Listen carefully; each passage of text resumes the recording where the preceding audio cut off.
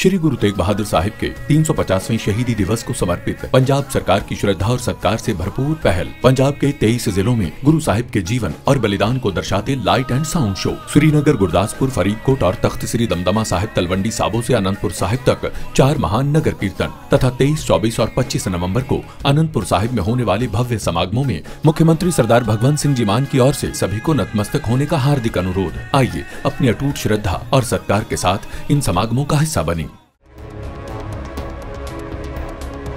G20 सम्मेलन से भारत और जापान से जुड़ी एक बड़ी खबर सामने आई है, जहां दोनों देशों के लीडर्स की मुलाकात और बैठक हुई है। ये बैठक कई मायनों में अहम है, क्योंकि ये मुलाकात तकाइची के प्रधानमंत्री बनने के बाद दोनों नेताओं के बीच हुई पहली मुलाकात थी और दोनों ही नेताओं ने गर्मजोशी के साथ एक दूसरे से मुलाकात की। इस मुलाकात की जानकारी देते हुए प्रधानमंत्री मोदी ने सोशल मीडिया प्लेटफॉर्म एक्स पर जापानी भाषा में पोस्ट किया।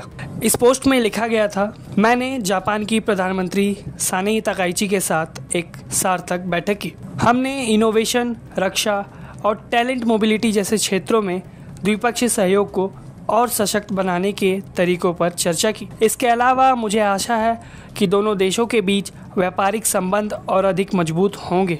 जापान भारत संबंध एक बेहतर वैश्विक वातावरण के निर्माण में एक महत्वपूर्ण तत्व है। दोनों देशों के नेताओं की ये मुलाकात इसलिए भी खास है क्योंकि भारत और जापान दोनों ही क्वाड का हिस्सा हैं, जो कि कहीं न कहीं चीन को घेरने के लिए इंडो पैसिफिक रीजन में उसको काउंटर करने के लिए बनाई गई है। आपको बता दें कि बीते कुछ दिनों से चीन और जापान के बीच तनातनी देखने को मिल रही है, जिसके पीछे का कारण जापानी प्रधानमंत्री सनाई तकाइची का हाल ही में ताइवान को लेकर दिया गया बयान है। दोनों ही देशों के बीच तनाव इतना बढ़ गया कि चीन ने अपने नागरिकों को जापान की यात्रा करने से बचने का नोटिस जारी कर दिया और दोनों ही देश खुले मंचों से एक दूसरे को घेरने का काम करने लगे।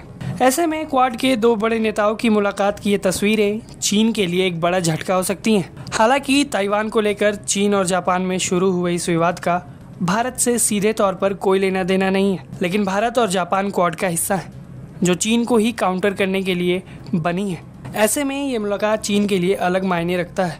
यहाँ तक कि इस मुलाकात के बाद चीन ने जापान पर फिर से एक बड़ा बयान दिया। दरअसल चीन के विदेश मंत्री का एक बयान सामने आया है, जिसमें वो कहते नजर आ रहे हैं, यह स्तब्ध करने वाली बात है कि जापान के मौजूदा नेताओं ने ताइवान मामले में सैन्य हस्तक्षेप की बात करके सार्वजनिक तौर पर गलत संकेत दिया है और ऐसी बातें कही हैं जो उन्हें नहीं कहनी चाहिए थी। इन सबसे उन्होंने ऐसी सीमा लांघी है जहां तक उन्हें जाना ही नहीं चाहिए था। इसके साथ ही चीनी विदेश मंत्री वांग यी ने कहा कि जापान की हरकतों का दृढ़ता से जवाब देना चाहिए।